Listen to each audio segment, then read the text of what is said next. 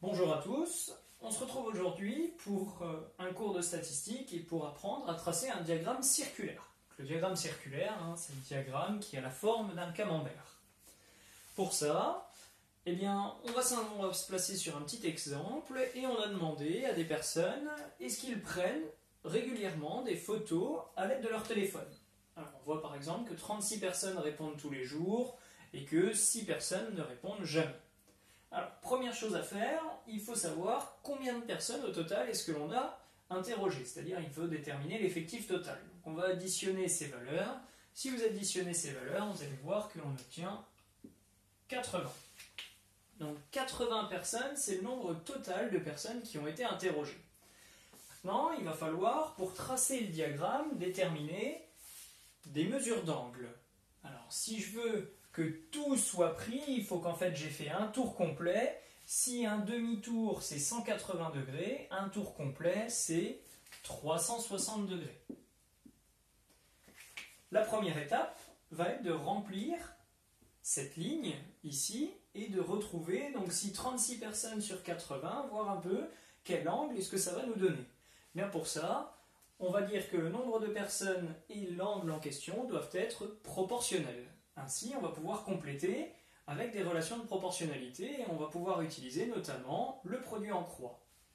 Pour ça, donc si je veux savoir ce qui se passe ici, j'ai qu'à calculer 36 fois 360 divisé par 80. Donc ça, je peux le taper à la calculatrice et je vais voir que ça donne 162.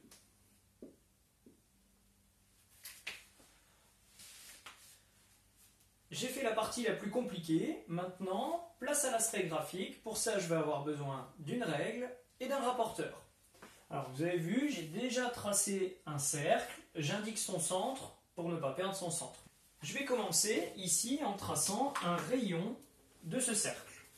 Pour représenter les personnes qui prennent des photos tous les jours avec leur téléphone, il faut que je représente un angle de 162 degrés. Traçons un angle de 162 degrés. Alors, je place correctement mon centre, je règle bien ensuite mon rapporteur.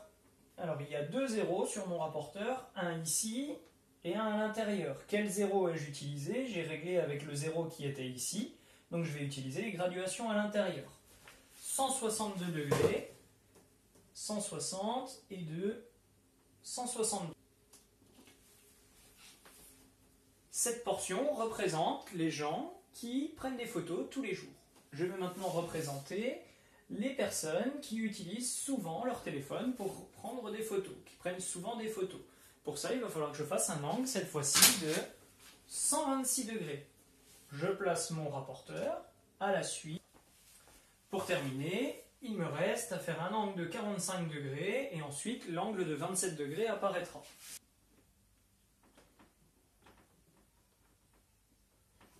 Une fois qu'on en est là, ce n'est pas terminé. Il faut être capable de faire le lien entre les portions du disque et le tableau. Donc ici, on peut par exemple noter tous les jours. Vous avez terminé la construction du diagramme circulaire.